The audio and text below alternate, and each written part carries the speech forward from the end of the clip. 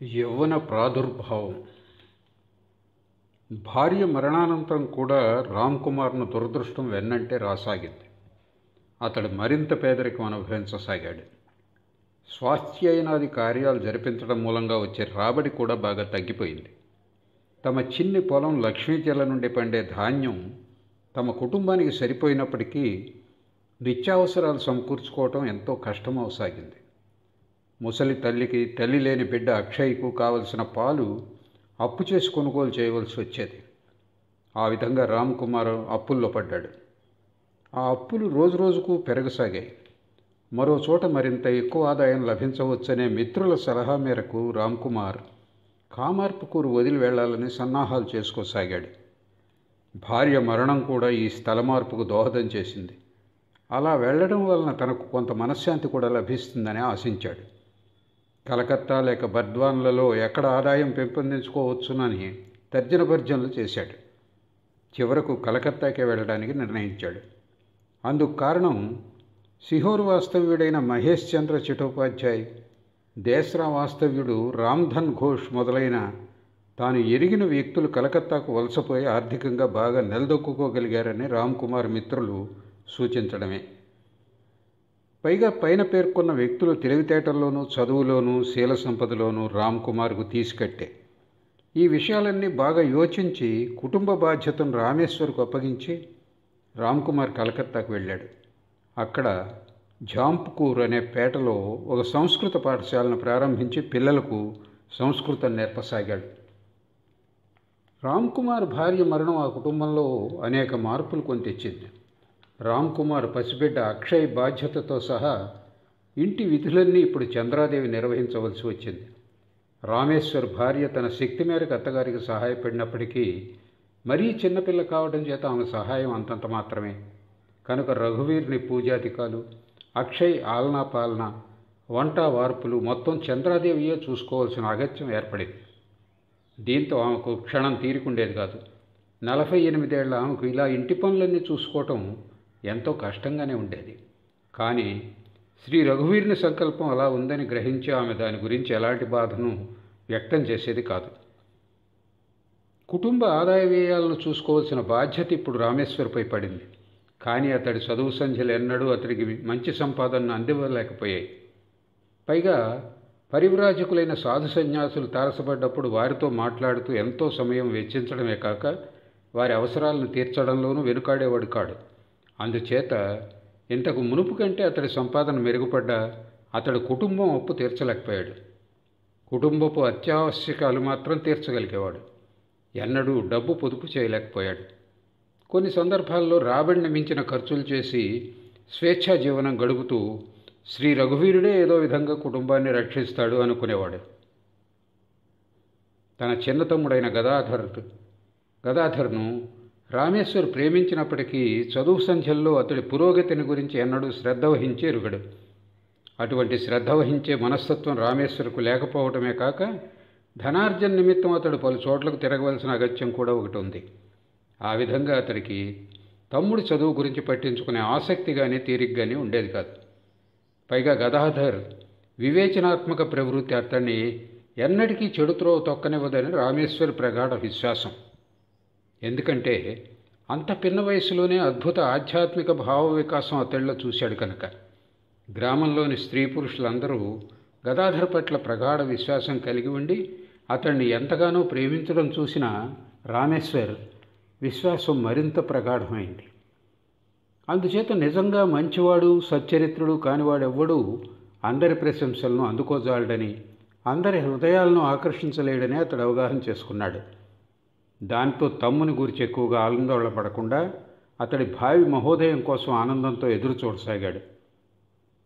రామ్ కుమార్ కలకత్తాకు వెళ్ళినప్పుడు గదాధర్ వయసు 13 ఏళ్ళు.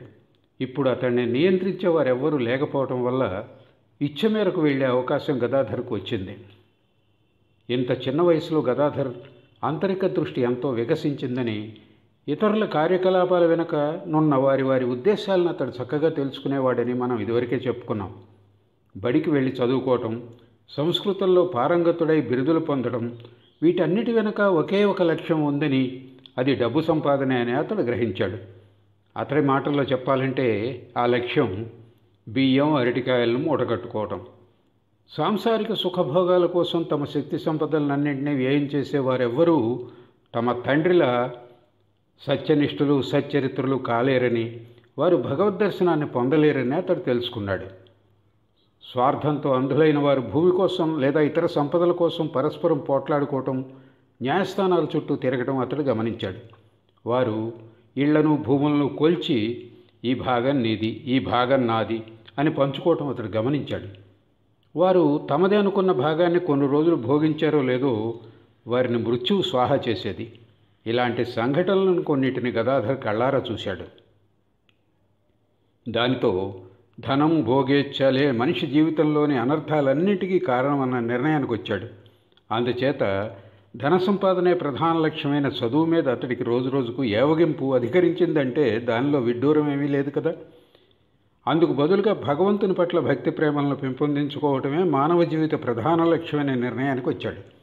దాంతో తండ్రిలా మామూలు వస్త్రాలతో, అంటే జీవించడానికి కావలసిన అత్యవసర వస్తువులతో సంతుష్టుడై ఉండసాగాడు. కానీ మిత్రులపైన ఉన్న ప్రేమ కొద్దీ బడికి వెళ్ళటం కొంతకాలం వరకు కొనసాగించాడు. ఇప్పుడు అతడు శ్రీ రఘువీరుని పూజలో, ఇంటి పనుల్లో తల్లికి తోడ్పడుతూ ఎక్కువ కాలం గడపసాగాడు. ఈ పనులన్నీ అయ్యే వరకు అతడు ఇంట్లోనే ఉండవలసి వచ్చేది. అప్పటికే మధ్యాహ్నం అయ్యేది. గదాధర్ ఇప్పుడు చాలా వరకు ఇంట్లోనే ఉండటం వల్ల గ్రామంలోని మహిళలకు అతన్ని చూసే మంచి అవకాశం లభించింది. వారు తమ ఇంటి పనుల్లో ఏమాత్రం తీరిక చిక్కినా చంద్రాదేవి వద్దకు వచ్చేవారు. అప్పుడు గదాధర్ అక్కడ ఉంటే అతన్ని పాటలు పాడమని అడిగేవారు. కొన్నిసార్లు పురాణ కథలను చదివి వినిపించమని కోరేవారు. అవకాశం ఉన్నంత వరకు అతడు కూడా వారి కోరికలను నెరవేర్చేవాడు. ఒకవేళ ఆ సమయాల్లో అతడు తల్లికి ఇంటి పనుల్లో తోడ్పడుతుంటే వారంతా కలిసి ఆ పనులు చేసి పెట్టి అతడికి తీరిక కల్పించి అతడి పాటలు కథలు వినేవారు.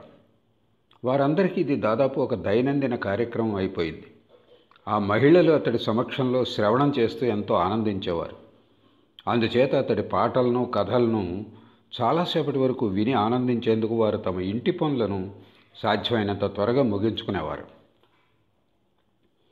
గదాధర్ ఆ గ్రామీణ స్త్రీలకు పాటలు కథలు వినిపించి ఆనందింపచేయటమే కాక వారిని ఇతర విధాలు కూడా ఆనందింపజేసేవాడు. అప్పుడు ఆ గ్రామంలో యాత్ర అంటే వీధి నాటకాలు ఆడటానికి 3 బృందాలుండేవి. బావులు పాటగాళ్ళు, కవులు కూడా ఉండేవారు. ఆ ఊళ్ళో చాలామంది వైష్ణవులు ఉండేవారు. వారింట్లో దాదాపు ప్రతి రాత్రి భాగవత పఠనమో హరినామ సంకీర్తనమో జరుగుతూ ఉండేది. గదాధర్ ఏకసంధాగ్రాహి. ఒక మారు వింటే చాలు అతనికి అది జ్ఞాపకంలో ఉండిపోయేది. అలా చిన్నప్పటి నుండి తాను విన్న సంగీత రచనలను, నాటకాలను, పాటలను, స్తోత్రాలను మొదలైనవెన్నో అతడికి కంఠస్థం అయిపోయాయి. అందుచేత అతడు వినోదంలో ప్రత్యేకత కోసం ఒక మారు యాత్ర నాటకం వేసేవాడు, మరొక మారు పాటలు పాడేవాడు, మరోసారి సంకీర్తనం చేసేవాడు. నాటకంలో వివిధ పాత్రలను తాను ఒక్కడే పోషించేవాడు. అంటే బహుపాత్రలను తానే ధరించి పాడి చూపేవాడు. ఆయా పాత్రలకు అనుగుణంగా తన కంఠస్వరాలను మారుస్తూ ఉండేవాడు. ఎప్పుడైనా తల్లి కానీ మరెవరైనా స్త్రీ కానీ విషాదవదనంతో కనిపిస్తే నాటకంలోని హాస్యపాత్రలను అభినయించి వారి విషాదాన్ని పోగొట్టే ప్రయత్నం చేసేవాడు. లేకపోతే ఊళ్ళోని అందరికీ తెలిసిన ఎవరో ఒక వ్యక్తిని అనుకరించి చూపేవాడు. ఆ అనుకరణ ఎంత సహజంగా ఉండేదంటే దాన్ని చూసిన వారంతా కడుపుబ్బ నవ్వేవారు. ఇలా గదాధర్ ఆ గ్రామంలోని స్త్రీలందరిపైన ఒక అపూర్వ ప్రాబల్యాన్ని సంపాదించుకున్నాడు. అతడి జనన సమయంలో అతడి తల్లికి విచిత్ర స్వప్నాలు రావటం, దివ్య దర్శనాలు కలగటం వారికి తెలుసు. అతడు ఆయా దేవతల భావావేశం పొందినప్పుడు అతడి మనశ్శరీరాలు అద్భుత రీతిలో మార్పులు చెందటం వారు చూసి ఉన్నారు. అంతేకాక అతడికున్న ప్రగాఢ భగవద్భక్తి, పురాణ పఠనంలో అతని తన్మయత, అతి మధురంగా అతడు పాడే పాటలు, తమందరితో ఎలాంటి అరమరికలు లేకుండా పరమ ఆత్మీయతతో మెలగటం, ఆప్యాయంగా ఉండటం, ఇవన్నీ ఆ స్త్రీల కోమల హృదయాల్లో అతడి పట్ల అపూర్వ భక్తి ప్రేమలను కలిగించాయంటంలో ఆశ్చర్యం లేదు.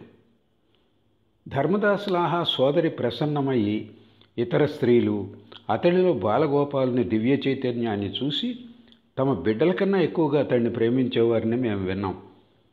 అలాగే యువతులు అతన్ని శ్రీకృష్ణాంశ సంభూతునిగా భావించి సఖీభావంతో ప్రేమిస్తూ ఉండేవారు. వారిలో చాలామంది వైష్ణవ కుటుంబాల్లో జన్మించిన వారే. వారి ఆధ్యాత్మిక జీవనంలో వారి సరళమైన విశ్వాసం ప్రధానమైన అంశం.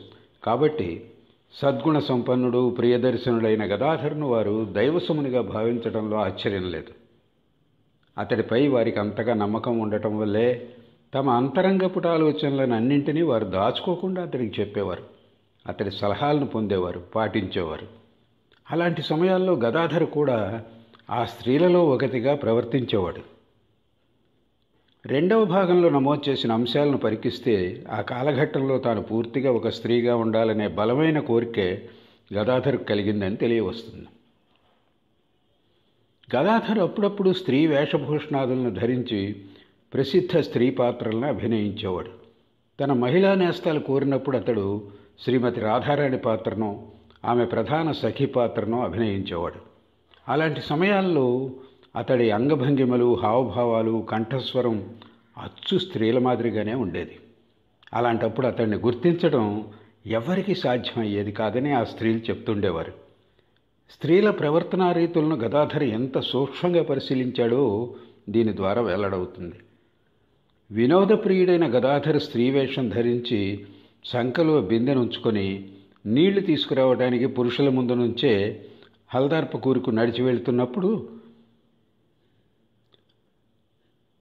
అతడేనన్న సందేహం ఎవ్వరికీ కలిగేది కాదు.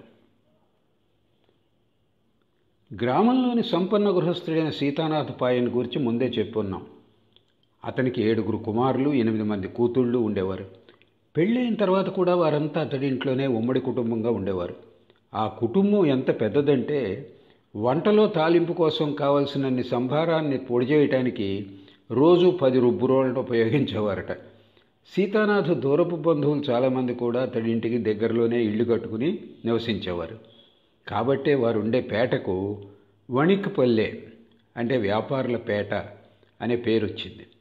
వారి ఇళ్ళు క్షుదీరాం ఇంటికి దగ్గరలోనే ఉండేవి.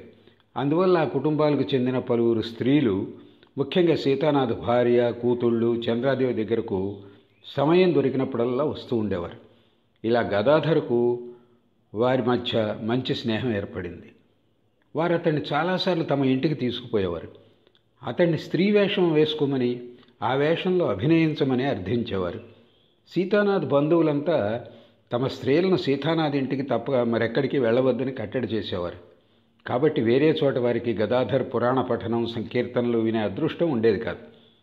అందుచేత వారు ఇలా అతన్ని తమ ఇళ్లకు తీసుకుని వెళ్ళేవారు, విని ఆనందించేవారు. చంద్రాదేవి వద్దకు వెళ్ళలేని చాలామంది స్త్రీలు సీతానాథ్ ఇంట్లో గదాధర్ను చూసి అతడి పట్ల ఎంతో ముగ్ధులయ్యేవారు. గదాధర్ సీతానాథ్ ఇంట్లో ఉన్నాడన్న విషయం తెలిస్తే చాలు వారు వెంటనే అక్కడికి వెళ్ళి అతడి పురాణ పఠనాన్ని, పాటలను వింటూ అతడి అభినయాన్ని, పాత్రానుకరణను చూస్తూ ఎంతో ఆనందించేవారు. గృహ యజమాని సీతానాథ్ అతడిని ఎంతో అభిమానించేవాడు. అంతేకాదు వణిక్పల్లెలోని చాలామంది మగవారికి అతడి సద్గుణాల గురించి చక్కగా తెలుసు. అందుకే తమ ఇంటి స్త్రీలు అతడి వద్దకు వెళ్ళి అలా శ్రవణం, దర్శనం చేస్తున్నా ఎలాంటి అభ్యంతరం చెప్పేవారు కాదు. కానీ దుర్గాదాస్ పాయన్ అనే ఒక వ్యక్తి మాత్రం అభ్యంతరం చెప్పేవాడు. అతడికి కూడా గదాధర్ పట్ల సదభిప్రాయం ఉంది, అతడంటే ఇష్టము ఉంది. కానీ స్త్రీలను ఇచ్చ వచ్చినట్లు పంపించే విషయంలో మాత్రం తమ కుటుంబ ఆచారం రీత్యా ఒప్పుకునేవాడు కాదు. తమ కుటుంబంలోని స్త్రీలను ఎప్పుడూ ఎవరూ చూసి ఎరుగరని, తన ఇంటి అంతఃపుర విషయాలు ఎవరికీ తెలియవని సీతానాథ్ ఇతర బంధువుల ముందు అతడు గర్వంగా ప్రగల్భాలు పలికేవాడు. పైగా తన కుటుంబ స్త్రీల మాదిరి పరదా పద్ధతిని ఖచ్చితంగా పరచని వారిని అతడు చులకన భావంతో చూసేవాడు. తన కుటుంబ స్త్రీల మాదిరి పరదా పద్ధతిని ఖచ్చితంగా అమలుపరచని వారిని దుర్గాదాస్ పాయన్ చులకన భావంతో చూసేవాడు. దుర్గాదాస్ ఒకరోజు ఒక బంధువు ముందు ఇలా బడాయికిపోతున్నాడు. అప్పుడే గదాధర్ అక్కడికి వచ్చాడు. ఆ బడాయి మాటలు విన్నాడు. పరదాలో ఉంచి ఎవరినైనా స్త్రీలను కాపాడగలరా? సచ్చీలం, భగవద్భక్తి ఇవి మాత్రమే వారిని రక్షిస్తాయి. నేను తలుచుకుంటే మీ అంతఃపురాన్నే కాదు, అక్కడ ఉండే స్త్రీలందరినీ చూడగలను అని చెప్పాడు. ఆ మాటలు విని దుర్గాదాస్ మరింత గర్వంతో, చూద్దాం నువ్వు అంతఃపురంలోకి ఎలా వెళతావు అని అన్నాడు. గదాధర్ కూడా అలాగే అంటూ వచ్చేశాడు. ఇది జరిగాక ఒక రోజు మధ్యాహ్నం పూట ఎవరితోనూ ఏమీ చెప్పకుండా గదాధర్ ఒక మాసిన ముతక చీర కట్టుకున్నాడు. చేతులకు వెండి కడియాలు ధరించాడు. అలా ఒక శాలయువతి వేషం ధరించాడు. చీకటి పడటానికి కాస్త ముందుగా నెత్తి మీద ముసుగు వేసుకుని సంకలో ఒక బుట్ట పుచ్చుకొని బజారు దారిన దుర్గాదాస్ ఇంటికి వచ్చాడు. దుర్గాదాస్ ఇంటి వసారాలో కూర్చుని కొంతమంది స్నేహితులతో మాట్లాడుతున్నాడు. గదాధర్ అతడి వద్దకు వచ్చి తానొక శాల స్త్రీనని, నూలు అమ్మడానికి సంతకు వచ్చానని, అయితే దురదృష్టం కొద్దీ తన స్నేహితురాళ్ళు తనను వదిలిపెట్టి వెళ్ళిపోయారని చెప్పుకున్నాడు. ఆ రాత్రికి తనకు అక్కడ ఆశ్రయం ఇవ్వమని అడిగాడు. దుర్గాదాస్ ఆమె గ్రామం పేరు వగైరా వివరాలు అడిగాడు. ఆమె తెలిపిన జవాబులతో సంతృప్తుడయ్యాడు. సరే లోపలికి వెళ్ళు, ఆడవాళ్లతో పాటు ఉండు అని చెప్పాడు. గదాధర్ కృతజ్ఞత చెప్పి తల వంచుకొని లోపలికి వెళ్ళాడు. తన కథను అతడు అక్కడి స్త్రీలకు చెప్పి వారితో కబుర్లలో పడ్డాడు. అంత చిన్న వయసులో ఉన్న ఆమెను చూసి ఆమె తీయని పలుకులు విని వారు ఎంతో మురిసిపోయి ఆమెను తమతో పాటుగా ఉండనిచ్చారు. ఆమెకు చోటు చూపి పడుకోమని చెప్పారు. అక్కడ కూర్చుని అటుకులు తింటూ లోపలి గదులన్నింటినీ అందరినీ నిశితంగా అతడు పరిశీలించాడు. వారు మాట్లాడుకునే మాటలన్నీ విన్నాడు. వారి కబుర్లలో తాను పాల్గొన్నాడు. అప్పుడప్పుడు వారిని కొన్ని ప్రశ్నలు కూడా అడిగాడు. ఇలా రాత్రి చాలాసేపు గడిచిపోయింది. అంత రాత్రి పొద్దుపోయినా గదాధర్ ఇంటికి రాకపోవడంతో తల్లి చంద్రాదేవి కంగారుపడి రామేశ్వరును వెతకడానికి పంపించింది. అతడు తరచూ వణిక్పల్లి వెళతాడు కాబట్టి అక్కడే వెతకమని చెప్పింది. రామేశ్వరు మొదట సీతానాథపు ఆయన ఇంటికి వెళ్ళాడు. గదాధర్ అక్కడ లేకపోవడంతో అతడు దుర్గాదాస్ ఇంటి వద్దకు వచ్చి బిగ్గరగా తమ్ముడిని పిలవసాగాడు. అన్న పిలుపు విని అప్పటికే చాలా రాత్రి అయిందని గదాధర్ గ్రహించాడు. వెంటనే జవాబుగా, అన్నా ఇదిగో వచ్చేస్తున్నా అని లోపల నుండి అరుస్తూ బయటకు వచ్చాడు. దుర్గాదాస్కి అతడు అప్పుడు స్పష్టంగా జరిగింది తెలిసిపోయింది. తాను తన కుటుంబం ఇలా పూర్తిగా మోసపోవటం చూసి మొదట చాలా కోపానికి సిగ్గుకు లోనయ్యాడు. కానీ మరుక్షణమే గదాధర్ ఆ శాలస్త్రీ పాత్రను ఎంత చక్కగా అభినయించాడో గుర్తు తెచ్చుకుని హాయిగా నవ్వుకున్నాడు. మరునాడు జరిగిన సంఘటన అంతా విని దుర్గాదాస్ గర్వాన్ని గదాధర్ అలా భంగపరచడం చూసి సీతానాథ్ అతని బంధువులంతా ఎంతో సంతోషించారు. అప్పటి నుండి గదాధర్ సీతానాథ్ ఆయన ఇంటికి వచ్చినప్పుడల్లా దుర్గాదాస్ ఇంటి స్త్రీలు కూడా అక్కడికి రాసాగారు. ఇలా సీతానాథ్ కుటుంబానికి వణిక్పల్లిలోని స్త్రీలందరికీ గదాధర్ పట్ల క్రమంగా అనురాగం అధికం కాసాగింది. ఏ కారణంగానైనా వారు అతన్ని కొన్ని రోజులు వరుసగా చూడకపోతే మనిషిని పంపించి అతన్ని తమ ఇళ్లకు పిలిపించుకునేవారు. సీతానాథ్ ఇంట్లో పురాణం పఠిస్తున్నప్పుడు కానీ లేదా పాటలు పాడుతున్నప్పుడు కానీ అతడు ఒక్కోమారు భావసమాధి పొందుతూ ఉండేవాడు. అలాంటి స్థితుల్లో అతన్ని చూసిన తర్వాత అతడి పట్ల వారి భక్తిభావం మరింత ఇనుమడించింది. అలా అతడు భావసమాధి పొందిన సమయాల్లో అతన్ని సచేతన శ్రీకృష్ణుడిగానో శ్రీ చైతన్య మహాప్రభువుగానో ఎంచి వారిలో పలువురు అతన్ని పూజించేవారిని, అతడి నృత్యానికి అనుగుణంగా ఒక బంగారు పిల్లన గ్రోవిని, స్త్రీ పురుష పాత్రలకు యుక్తమైన దుస్తులను కొన్నింటిని వారు అతడి కోసం చేయించారని మేము విన్నాం. గదాధర ఆధ్యాత్మికత, పవిత్రత, నిశిత బుద్ధి, ప్రేమ, అమాయకత్వం, సరళ ప్రవర్తన ఇవన్నీ నాటి కాలపు గ్రామీణ స్త్రీలపై ఎలాంటి ప్రభావాన్ని చూపాయో ఆ విషయమై వారిలో కొందరు స్వయంగా చెప్పగా వినే అవకాశం అప్పుడప్పుడు మాకు కలిగింది. 1893 సంవత్సరంలో స్వామి రామకృష్ణానందతో పాటు మేము కొంతమంది మీ కామార్పుకూరు వెళ్ళాం. అప్పటికి 60 ఏళ్లు నిండిన శ్రీమతి రుక్మిణీదేవిని దర్శించాం. ఆమె శ్రీ సీతానాథ్ పాయన్ గారి కుమార్తె. ఆమె మాకు చెప్పిన విషయాన్ని చదివాక పాఠకులు గదాధర్ ప్రభావాన్ని అర్థం చేసుకోగలరు. ఉత్తర దిక్కుగా చూపిస్తూ రుక్మిణీదేవి ఇలా చెప్పింది. అదిగో అటు చూడండి, అక్కడే మా పాత ఇల్లు ఉండేది. మా కుటుంబానికి చెందిన వారెవ్వరూ దాదాపుగా ఇప్పుడు లేరనే చెప్పవచ్చు. అందుకే అక్కడ ఎవరూ ఉండటం లేదు. ఇప్పుడు అంతా శిథిలమైపోయింది. అయితే నాకు 17-18 ఏళ్ల ప్రాయంలో ఆ ఇల్లు ఒక శ్రీమంతుల భవనంలా కళకళలాడుతూ ఉండేది. మా నాన్న పేరు శ్రీ సీతానాథ్ పాయన్.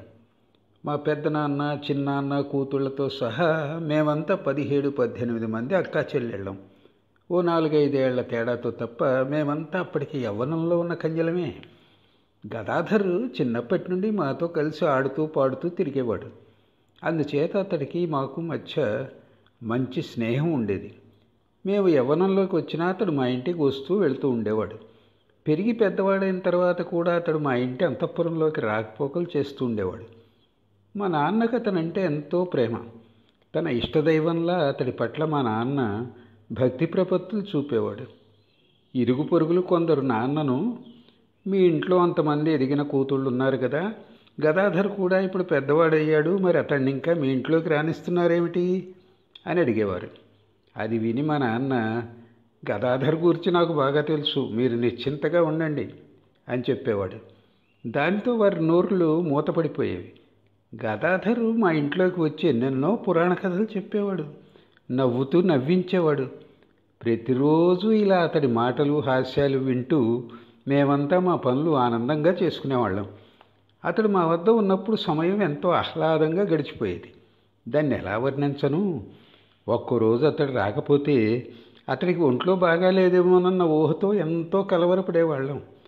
నీటి కోసమనో లేదా మరో నెపంతోనో ఎలాగో మాలో ఒకరం ఆ రోజు చంద్రాదేవి ఇంటికి వెళ్ళి అతడి విషయం కనుక్కుని వచ్చే వరకు మా మనస్సులు శాంతించేవి కావు.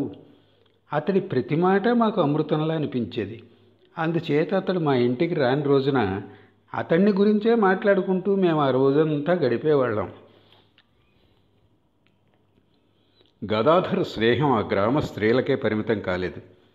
అతడి బహుముఖ ప్రతిభ, అతడి మనోజ్ఞమైన వ్యవహార దక్షత ఆ గ్రామంలోని ఆబాల వృద్ధులందరినీ ఆకట్టుకుంది. అతడితో వారందరికీ ఒక ప్రగాఢ సంబంధాన్ని ఏర్పరిచింది. ప్రతి సాయంకాలం అతడు భాగవతాది పురాణాలు పఠించటానికి కానీ భగవత్ సంకీర్తన చేయటానికి కానీ పూనుకునేవాడు. వాటిని వినటానికి చిన్న పెద్ద గ్రామస్తులంతా సమావేశమయ్యేవారు. గదాధర్ ఏ రోజు ఎక్కడ తన కార్యక్రమం నిర్వహిస్తాడో ఆ రోజు అక్కడ ఆనంద స్రవంతి ప్రవహించేది. కారణం ఏమంటే అతడిలా పురాణాలను చక్కగా చదవటం కానీ లేదా గంభీర ఆధ్యాత్మిక తత్వాలను అతడంత భక్తిపూర్వకంగా వివరించడం కానీ మరెవ్వరికీ సాధ్యం అయ్యేది కాదు. అలాగే సంకీర్తన సమయంలో అతడి దివ్య భావావేశానికి, ఆధ్యాత్మిక భావాలను ప్రేరేపించేలా అప్పటికప్పుడు అనుపల్లవులను సృష్టించే అతడి శక్తికి కానీ ఎవ్వరూ సాటి వచ్చేవారు కారు. అతడి మధురకంఠం మరెవ్వరికి ఉందని, భావపారవస్యంతో అతడు చేసే మనోహర నృత్యాన్ని మరెవ్వరు చేయగలరు? అంతేకాదు, హాస్యం పట్టించే సమయంలో అతడిలా హాస్యపాత్రలను నటించడంలో, స్త్రీ పురుషుల రకరకాల హావభావాలను ప్రదర్శించడంలో అతడిని ఎవరు మించగలరు? అలాగే సమయానుకూలంగా కొత్త కొత్త కథలను అల్లడంలో, కొత్త పాటలను పాడటంలో కూడా అతనిదే అగ్రతాంబూలం. కాబట్టే చిన్న పెద్ద అంతా కూడా అతడి పట్ల అంతగా ఆకర్షితులై ప్రతి సాయంకాలం అతడి రాక కోసం ఎంతో ఉత్సాహంగా ఎదురుచూస్తూ ఉండేవారు. గదాధర్ కూడా ఒక్కో రోజు ఒక్కో చోట వారిని కలుస్తూ వారికి ఆనందాన్ని కలిగిస్తూ ఉండేవాడు. అంత పిన్న వయసులో కూడా అతడిలో ఎంతో నిశిత వివేచనా శక్తి ఉండేది. అందుకే గ్రామస్తుల్లో అనేకులు తమ కుటుంబ సమస్యలను అతడికి చెప్పుకుని పరిష్కారం పొందుతుండేవారు. అలాగే సాధకులు కూడా అతడి పవిత్ర శీలాన్ని చూసి, భగవన్నామ సంకీర్తన సమయంలో అతడు భావసమాధి పొందటం చూసి అతడి సలహాలను పొంది పురోగతిని సాధిస్తుండేవారు. కేవలం వంచకులు, దుర్మార్గులు మాత్రం అతడి నుండి తప్పుకుని దూరంగా ఉండేవారు. ఎందుకంటే గదాధర్ నిశిత దృష్టి వారి పై వేషాలను దాటి వారి అంతరంగంలోకి చొచ్చుకుపోయి వారి కుట్రలను, జిత్తులమారి చేష్టలను పసిగట్టేది. సత్యనిష్ఠుడు, ఉన్నది ఉన్నట్లు ముఖం మీద చెప్పేవాడు అయిన బాలగదాధర్ ఒక్కోసారి అందరి ముందే వారి పన్నాగాలను, కుటిల యోచనలను వెల్లడించి సిగ్గుతో వారి తలలు దించుకునేలా చేసేవాడు. అతడి వినోద ప్రియత్వం కూడా వారి కుటిల చేష్టలను అందరి ముందు అనుకరించేలా చేసేది. ఇది వారికి ఎంతో కోపం తెప్పించేది. కానీ అందరూ గదాధర్ పక్షం వహించడం వల్ల ఏమీ చేయలేక వాళ్ళు నోరు మూసుకుని ఉండవలసి వచ్చేది. అందుచేత ఆ వంచకులకు ఆ అవమానం నుండి తప్పించుకోవడానికి ఒకే మార్గం కనిపించేది: గదాధర్ కరుణా స్వభావానికి శరణు వేడటం. తనను ఆశ్రయించిన వారి పట్ల అతడు ప్రసన్నుడవుతాడని వారందరికీ తెలుసు. సమవయస్కుల పట్ల ప్రేమ కారణంగా గదాధర్ బడికి వెళుతూ ఉండేవాడని మొదట్లోనే చెప్పుకున్నాం కదా. కానీ అతడికి 14 ఏళ్ళు వచ్చేసరికి అతడి దైవభక్తి ఆధ్యాత్మిక భావాలు తీవ్రమయ్యాయి. దాంతో పొట్టకూటికి పనికొచ్చే చదువు తనకు అవసరం లేదన్న నిశ్చయానికి అతడు వచ్చాడు. తన జీవితం మరొక ఉన్నత ప్రయోజనాన్ని సాధించడానికి కేటాయింపబడిందన్న భావన అప్పటి నుండే అతడికి కలిగింది. అందుచేత తన శక్తి సామర్థ్యాలన్నింటినీ భగవత్ సాక్షాత్కారం కోసం మాత్రమే వినియోగించడానికి అతడు నిశ్చయించుకున్నాడు. అతడి మనఃఫలకం మీద తరచూ ఆ జీవిత లక్ష్యం అస్పష్టంగా గోచరిస్తూ ఉండేది. కానీ అది ఇంకా పూర్తిగా స్పష్టం కాకపోవటం వల్ల ఆ లక్ష్యాన్ని అతడు చక్కగా అర్థం చేసుకోలేకపోయేవాడు. అయినప్పటికీ అతడిలో తన భావి జీవితాన్ని ఎలా గడపాలన్న ప్రశ్న ఉదయించినప్పుడల్లా అతడి యోచనాయుక్త మేధస్సు పూర్తిగా భగవంతుణ్ణి ఆశ్రయించి జీవించమని సూచించేది. అతడి భావనాశక్తి కాషాయంబరాలను, పవిత్ర ధునిని, భిక్షతో లభించే మాధుకరాన్ని, సర్వసంగాలను తెంచివేసి స్వేచ్ఛగా పరివ్రాజక జీవితాన్ని గడపడాన్ని, ఈ అన్నిటితో కూడా ముక్త జీవితాన్ని అతడి కల్పనాపటలం పైన ప్రజ్వలకర వర్ణాలతో చిత్రీకరించేది. కాని మరుక్షణమే తన తల్లి, అన్న, ఇంటివారి పేదరికం జ్ఞాపకం రావటంతో ప్రేమ రసార్ద్రమైన అతడి కోమల హృదయం పై మార్గంలో జీవయాత్ర చేయాలన్న మనోరథం నుండి వెనక్కు మరలేది. అంతేకాదు, తన తండ్రిలా భగవంతుని శరణుజొచ్చి సంసారంలోనే ఉంటూ తనకు సాధ్యమైనంత వరకు వారికి తోడ్పడవలసిందిగా అది అతన్ని ప్రేరేపించేది. తన మనోబుద్ధులు ఇలా పరస్పర వ్యతిరేక మార్గాలను సూచిస్తూ ఉంటే భగవంతుని నిర్దేశం కోసం ఎదురుచూస్తూ శ్రీ రఘువీరుని మీదే భారమంతా వేసి అతడు జీవించసాగాడు. శ్రీ రఘువీరుని భక్తితో అతడి హృదయం నిండి ఉండేది. అందుకే ఆ భగవంతుణ్ణి నిరంతరం తనవాడిగా అతడు భావించేవాడు. కాబట్టి యుక్త సమయంలో శ్రీ రఘువీరుడే తన చిక్కుముడులను విప్పుతాడన్న విశ్వాసం పెరిగింది. దానితో అతడి సందేహాలన్నీ సమసిపోయాయి. అతడి హృదయం, బుద్ధి రెండు పరస్పరం వ్యతిరేకించినప్పుడల్లా అతడి హృదయమే నెగ్గుతూ ఉండేది. అప్పటి నుండి అతడు ప్రతి కార్యాన్ని హృదయ ప్రేరేపణతోనే చేయసాగాడు. అసాధారణ అనుభూతిలో పూర్ణమై ఉన్న అతడి హృదయంలో ఆ సమయంలో మరొక కొత్త భావన ఉదయించేది. గ్రామంలోని స్త్రీ పురుషులందరితో అతడికి ఎంత అవినాభావ సంబంధం ఏర్పడిందంటే వారినందరినీ అతడు తన ఆత్మీయులుగా భావించేవాడు. వారి సుఖదుఖాలను తనవిగా అనుభూతి పొందుతుండేవాడు. కాబట్టి సన్యసించాలన్న భావన అతడిలో ఉదయించినప్పుడల్లా సరళ హృదయులు, ప్రేమపూరితులు అయిన ఆ గ్రామస్తులు వారు తమ పట్ల చూపే అఖండ విశ్వాసం జ్ఞాపకం వచ్చేవి. అంతేకాదు, తన జీవితాన్ని ఎలా మలుచుకుంటే వారంతా తనను ఆదర్శంగా ఎంచుకొని తమ జీవితాలను ఉన్నతాదర్శవంతంగా చేసుకుంటారో, ప్రస్తుతం తనతో వారికి ఉన్న సంబంధం శాశ్వత పారమార్థిక సంబంధంగా మారుతుందో అలా జీవించడం తన జీవితాశయమని కూడా అతడు గ్రహించసాగాడు. ఆవగింజంత కూడా స్వార్థం లేని అతడి హృదయం కేవలం నీ ఒక్కడి ముక్తి కోసమే సంసారాన్ని త్యాగం చేయటము స్వార్థమే సుమా, పరులందరి శ్రేయస్సుకు కూడా తోడ్పడే కర్మను మాత్రమే నువ్వు ఆచరించు అంటూ అతడికి చెప్తూ ఉండేది. అప్పుడు బడిలో అతడు నేర్చుకుంటున్న చదువు గూర్చి, మున్ముందు తటస్థపడే సంస్కృత విద్య గూర్చి అతడి హృదయం, బుద్ధి ఏకమై పొట్టకూటి విద్య ఎందుకు పనికిరాదు అంటూ నొక్కి చెప్పాయి. అయినా సరే బళ్ళోని తన మిత్రులు బాధపడతారని అతడు వెంటనే బడి మానివేయలేదు. గయా విష్ణువు, ఇతర స్నేహితులు అతన్ని ఎంతగానో ప్రేమించేవారు. అతడి తెలివితేటలను, ధైర్యసాహసాలను చూసి అతన్ని తమ నాయకునిగా భావించేవారు. కానీ బడిని వదిలిపెట్టడానికి చివరికి అతడికి ఒక మంచి అవకాశం లభించింది. గదాధర్లోని అభినయ కౌశలాన్ని గుర్తించిన అతడి మిత్రులు ఒకరోజు ఒక విషయాన్ని గదాధర్ ముందుకు తెచ్చారు. మనమంతా ఒక నాటక బృందంగా ఏర్పడదాం, దానిలో శిక్షణ ఇచ్చే బాధ్యతను నువ్వు స్వీకరించాలి అని చెప్పారు. గదాధర్ అందుకు అంగీకరించాడు. కానీ తమ పెద్దలు ఎక్కడ తమను తప్పుపడతారోనన్న సంశయం వారికి ఉంది. అందుచేత వారికి తెలియకుండా శిక్షణ కార్యక్రమం కొనసాగించేందుకు తగిన స్థలాన్ని వెతకసాగారు. ధీమంతుడైన గదాధర్ చివరికి మాణిక్రాజుకు చెందిన మామిడి తోపునందుకు తగిన స్థలంగా ఎన్నుకున్నాడు. ఆ తర్వాత ప్రతిరోజు వారిలో కొంతమంది బడి ఎక్కొట్టి నిర్ణీత సమయంలో తోపునకు రావాలని నిశ్చయించుకున్నారు. అలాగే వారు దాన్ని వెంటనే అమల్లో పెట్టారు. గదాధర్ శిక్షణలో ఆ బాలురు తమ పాత్రలను, పాటలను చక్కగా నేర్చుకుని నటించసాగారు. కొన్ని రోజులకే ఆ మామిడి తోపు శ్రీరామచంద్రుని, శ్రీకృష్ణుని జీవన ఘట్టాల అభినయాలతో మారుమ్రోగసాగింది. ప్రతి నాటకంలోనూ అందుకు కావలసిన వివరాలన్నింటినీ గదాధరే తన కల్పనాశక్తితో సమకూర్చేవాడు. అంతేకాదు, ప్రధాన పాత్రలను తానే స్వయంగా పోషించేవాడు. ఆ నాటక బృందం ఏ ఘర్షణలు లేకుండా సాఫీగా కొనసాగటంతో ఆ బాలురు ఎంతో ఆనందించేవారు. మామిడి తోపులో ఈ నాటకాలు జరుగుతున్నప్పుడు అప్పుడప్పుడు గదాధర్ భావసమాధులు పొందుతూ ఉండేవాడని మేము విన్నాం.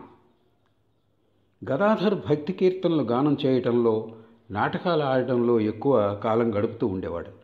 ఈ 2 కళల్లోనే కాదు, చిత్రకళలో కూడా నైపుణ్యం ఉంది. ఒకనాడు అతడు గౌరీహాట్ గ్రామంలోని చెల్లెలు సర్వమంగళ ఇంటికి వెళ్ళాడు. ఇంట్లో ఆమె ఆనందంతో భర్తను సేవించడం చూశాడు. తర్వాత ఆ దృశ్యాన్ని అతడు చిత్రంగా గీశాడు. సజీవంగా కనిపించే ఆ చిత్రాన్ని చూసి కుటుంబంలోని వారంతా ఎంతో ఆశ్చర్యం చెందారని మేము విన్నాం. చిత్రాలు వేయటంలోనే కాదు, విగ్రహాలు మలచటంలో కూడా గదాధర్కు నైపుణ్యం ఉండేది. వివిధ దేవతల విగ్రహాలను ఎంతో అద్భుతంగా అతడు మలిచేవాడు. అతడి సహజ ఆధ్యాత్మిక ప్రవృత్తియే అతడిని ఆ విగ్రహాల తయారీకి పురుకొల్పేది. అతడి స్నేహితులతో కలిసి విగ్రహాలను శాస్త్రోక్తంగా పూజించేవాడు. బడి మానుకున్న తర్వాత అతడు ఇంట్లో తల్లికి సహాయపడుతూ ఉండేవాడు. తన అంతర్గత ప్రేరణ కారణంగా పై కార్యక్రమాలు చేస్తుండేవాడు. ఇలా అతడు కాలక్షేపం చేయసాగాడు. అక్షయ్ అతడి అన్న కుమారుడు. పసితనంలోనే ఆ అబ్బాయి తల్లి చనిపోయింది. తల్లి లేని ఆ అబ్బాయి అంటే గదాధర్కు ఎనలేని ప్రేమ. తన తల్లి ఇంటి పనులు చేసుకుంటున్నప్పుడు ఈ శిశువు బాధ్యత తాను వహించేవాడు. ఆ శిశువును ఆడిస్తూ ఉండేవాడు. ఇది అతడి నిత్య కార్యక్రమంలో భాగమై ఉండేది. అలా 3 సంవత్సరాలు గడిచాయి. గదాధర్కు 17 ఏళ్ల వయసు వచ్చింది.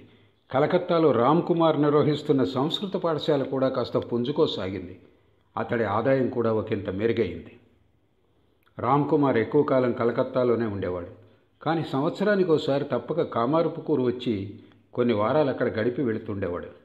ఈ మారు కూడా వచ్చాడు. వచ్చినప్పుడు చదువు విషయంలో గదాధర్కున్న ఉదాసీన వైఖరిని గమనించాడు. ఎంతో ఆందోళన చెందాడు కూడా. ఆ తర్వాత ఆ చిన్న తమ్ముడు తన సమయాన్ని ఎలా గడుపుతున్నాడో పరికించాడు. తరువాత తల్లితో సంప్రదించి గదాధర్ను తనతో పాటు కలకత్తా తీసుకుపోవటానికి నిర్ణయించుకున్నాడు. తన సంస్కృత పాఠశాలలో విద్యార్థుల సంఖ్య అధికరించడంతో పాఠశాల నిర్వహణలో ఒక సహాయకుడు అవసరమై ఉండటం చేత తమ్ముడిని కలకత్తా తీసుకుపోవటం సబబుగానే తోచింది రామ్ కుమార్కు. కాబట్టి గదాధర్ కలకత్తా వెళ్ళి అన్నగారికి కొంతలో కొంత సహాయపడుతూ అతడి వద్దే ఇతర విద్యార్థులతో పాటు చదువుకోవచ్చని నిర్ణయించారు. ఈ ప్రతిపాదన గురించి చెప్పినప్పుడు గదాధర్ కించిత్ కూడా అనిష్టం వ్యక్తం చేయలేదు. తాను తండ్రిలా గౌరవించే అన్నగారికి తను ఈ రకంగా సహాయపడగలనని అతడు గ్రహించడమే ఇందుకు కారణం. ఒక శుభముహూర్తాన రామ్ కుమార్ గదాధర్లు తమ కులదైవం శ్రీ రఘువీరునికి పూజాది సేవలు వనరించి తల్లి పాదధూళి స్వీకరించి కలకత్తాకు బయలుదేరారు. కామార్పుకూరులో సంతోషాల సంతకు తెరపడింది. చంద్రాదేవి ఇతర స్త్రీలు అతడి తీపి జ్ఞాపకాలను నెమరవేసుకుంటూ అతడి భవిష్యత్తు సంక్షేమాన్ని తలుచుకుంటూ కుదుట పడసాగారు.